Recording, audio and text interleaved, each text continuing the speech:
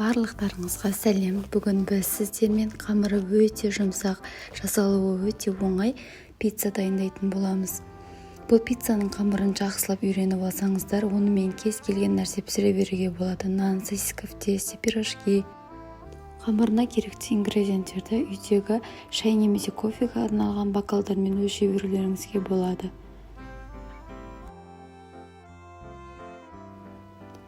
Ең алдымен жылытылған суымызды қоямыз. Үстінен 1 шай қасық қант және де 1 ас қасық дрожжімізді салып, жақсылап араластырып жылы жерге қойып қоямыз. Ол апара болуы қажет. Тағы да бір айтып кететін нәрсе, су қатты ыстықта болмау керек.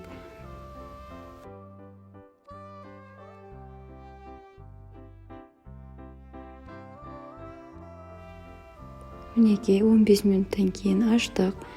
Егер де біздің массамыз осындай көрініске ие болса, демек сіздің қамырыңыз өте жақсы асады деген сөз. Үстінен май, жұмыртқамызды қосып, тағы да жақсылап араластырып аламыз. 1 шай қасық тұзымызды қосамыз. Жылытылған сүтімізді қосып, тағы да жақсылап араластырып аламыз.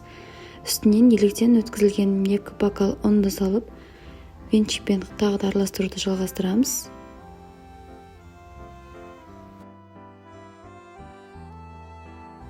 Одан кейін аз-аздан ұн алып, қолға жабыспайтын жұмсақ қамыр илейміз.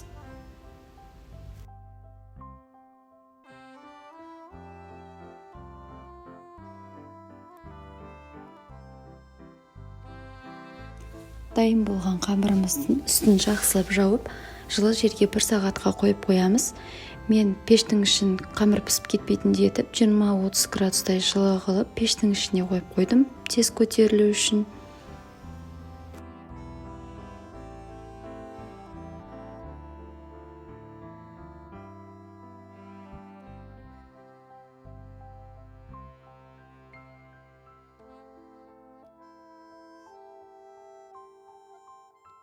Оған дейін колбаса, помидорымызды турап, кетчуп, майонезімізді араластырып аламыз.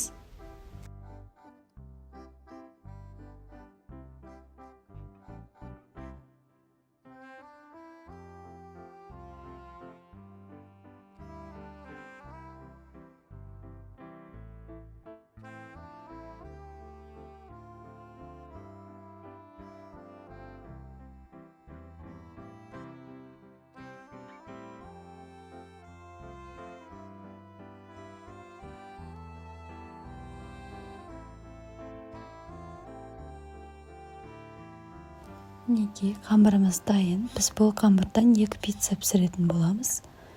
2 бөлікке бөліп, 0,5 см қалыңдықта жайып аламыз. Қамырмен жұмыс істеген кезде міндетті түрде қолымызды тақтайдың бетін аз-аздан майлап аламыз.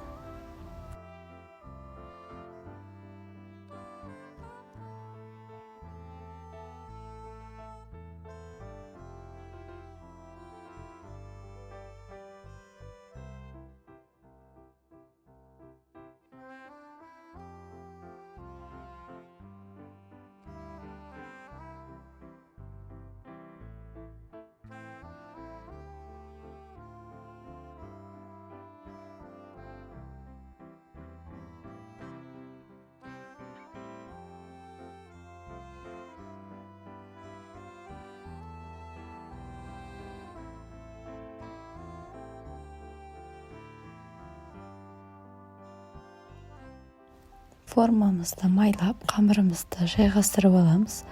Үстінен басқа да ингредиенттерді кезекпен саламыз.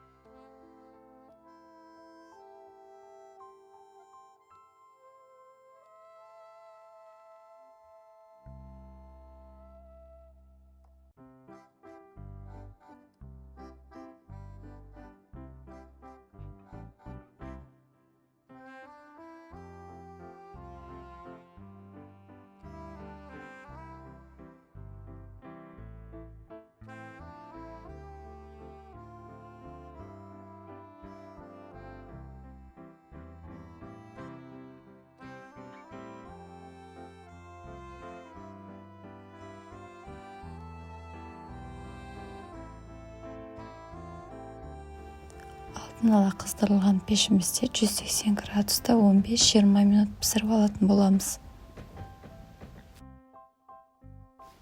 Мінекей біздің пиццамыз дайын. Сіздер де міндетті түрде жасап көріңіздер, өте дәмді болып шығады.